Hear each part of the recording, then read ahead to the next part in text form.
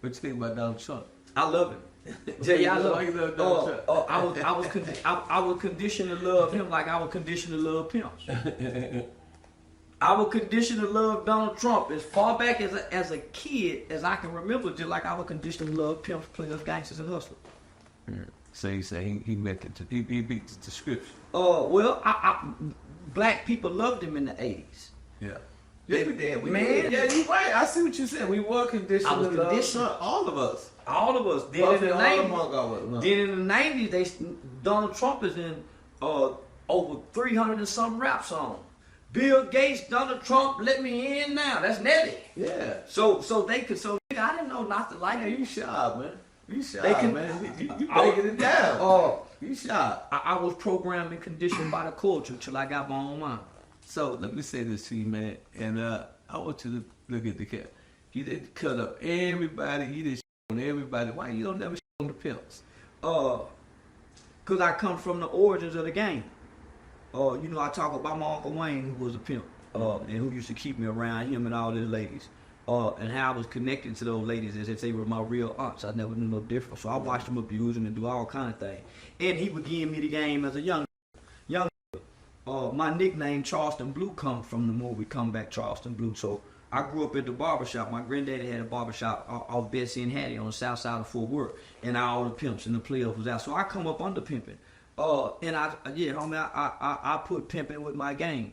And it shaped me from a gangster mindset. So your respect for the pimping, just like your respect for Donald Trump, is the reason why you don't shit on the pimp.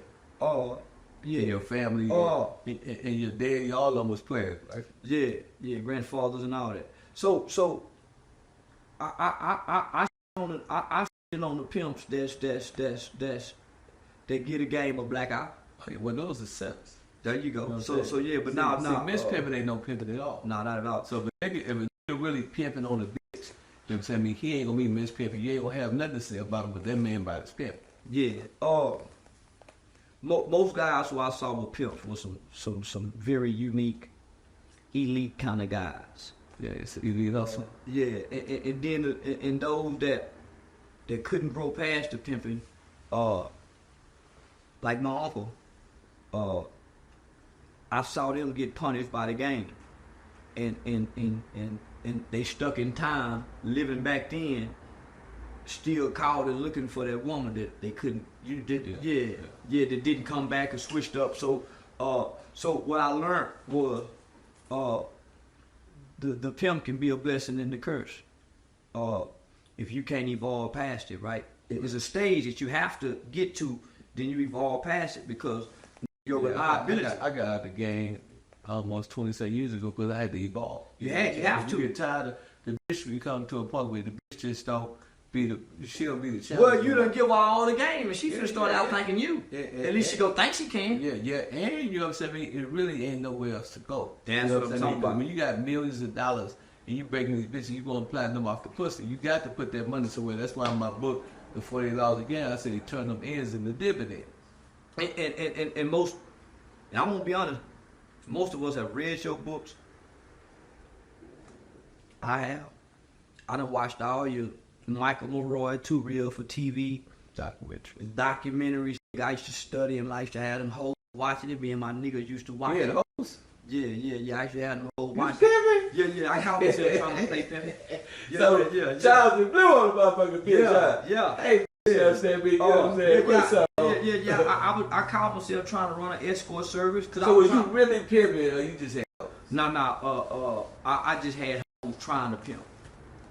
So I just had hoes selling pussy, trying to pimp that was giving me the money. You was acting like she was the quarterback and you was the receiver. Well, you was running with the bag. I was trying to find me. Yeah. So gangster ain't never been my thing, but I played gangster. Yeah. But you killed somebody, so you gangster. But I was a kid. I was a kid.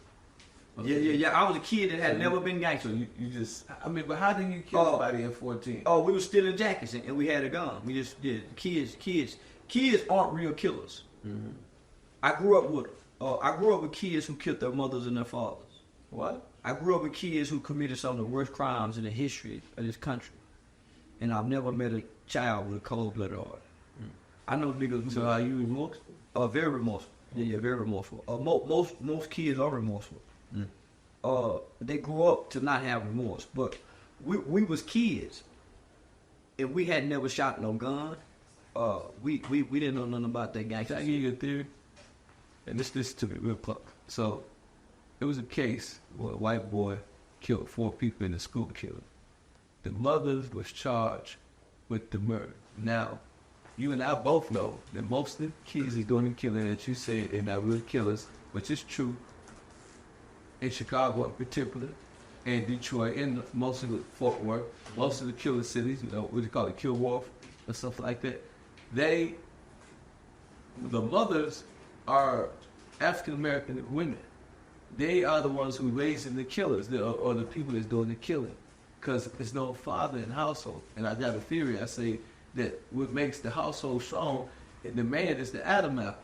You know what I'm saying? What makes the lion the king of the jungle is his roar. You know, not his teeth, not his claw. So when we see our black women saying, "I don't need no man, I'm independent," and so on and so forth, and they're raising these children, and in our community in particular, particularly the black women, we see most of the killing being done, and they just gave this white woman the charge. What do you think? You know, because you're a very sharp dude. Give me your analytical perspective of that. The black woman's smart by not letting the black man have access to his kids. Because the black man too weak to go in there and rule her and the kid. So if she right, she don't need no nigga. Because most people coming in weak for that pussy. He go fuck her. He go fuck the fine next door neighbor. He go fuck the hoe upstairs. He go fuck her friends coming over. And he can't produce. Right. He can't produce. That's why these hoes ain't getting nigga no, they ain't socking into the nigga pocket because the nigga can't produce.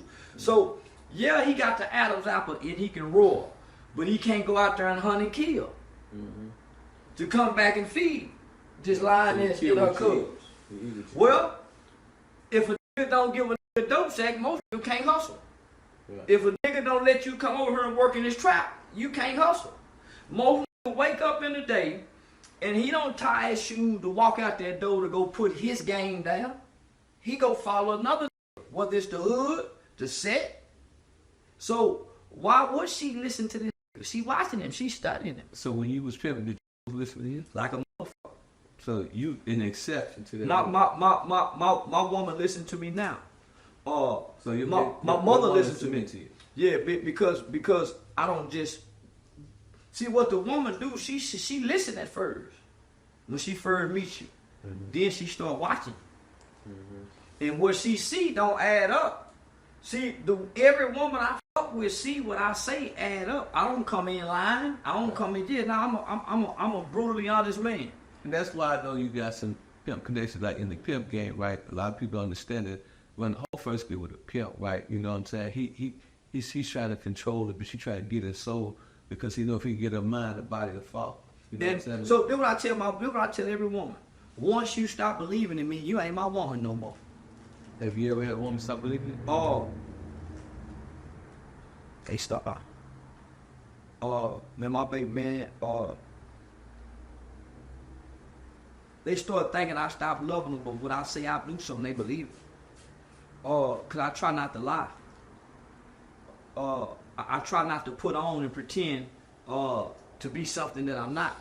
And that's what the mistake most people fuck up in. In the beginning, they try to be more than what they really are. And when the woman sees he's not that, she's disappointed. So when you was in the Pimpin, how many hoes you had? I had 3. So all the hoes was in pocket? Yeah, I had a little counterfeit money ring I was running. Turning the $5 bills into $100 bill with the oven cleaner. So yeah. And so what ended up happening, I was bleaching them motherfuckers that passed the marker. And when I hold it up, it got the strip in the face in it. So yeah, I had a mean game. Shout out to a nigga cross country pimping out of Galveston. So now they young hoes, so they go stay in pocket for a minute. It's just like your kids. Your kids ain't gonna stay. You can yeah. So it's a battle of wits and strength. So have you ever been knocked with? Oh yeah, hell yeah. What happened? Oh hell yeah. The nigga come out of the house and get out the apartments and shit. The bitch was gone. Yeah, yeah. Nigga felt like he lost his girlfriend. Yeah. Yeah. Then I run off the last hoe cause nigga knocked me for that bitch in my feelings. Yeah. Told the bitch to leave. By the time that hoe got downstairs, just come back here. That running through traffic. Yeah, that running through traffic on down East Chase. But she wasn't real. Cause I told man, bitch, leave. Well, I'm gonna go. You had me come down there. I said, bitch, go back home. And go back home. She did what she do. Yeah.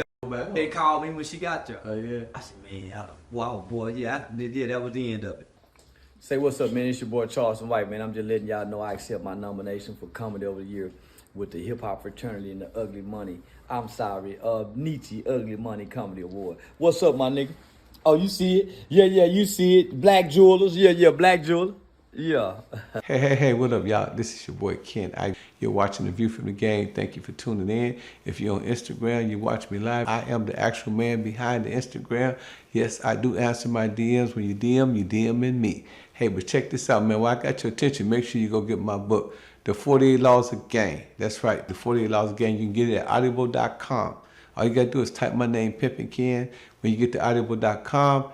And this book, as well as my other book, The Art of Human Chess. This is the book everybody's talking about. This is the book that your daddy should have taught you about. Everything that your daddy didn't teach you the game, it's in this book right here. In The Art of Human Chess, a study guide to win, teach you how to maneuver, teach you how to finesse, teach you how to play chess, teach you how to outsmart your enemy. You got to get my books, classics. Hey, man, also, man, make sure you subscribe, like, and make sure you let everybody know through notification where to come and get this joint at by sharing. And also, I am also the proprietor and the owner of HHF Mag, HHF Clothing, HHF Awards, and HHF Radio. Hey, man, stay tuned, man, and go to thehiphopfraternity.com and check us out. And every Monday, we're at the Ice Bar. That's right, 5456 Fayetteville Road, Atlanta, Georgia. Every artist get in free. Every A&R get in free. Every executive get in free. Everybody is free. Artists get to perform for free, and you get to park for free. The only free game in town.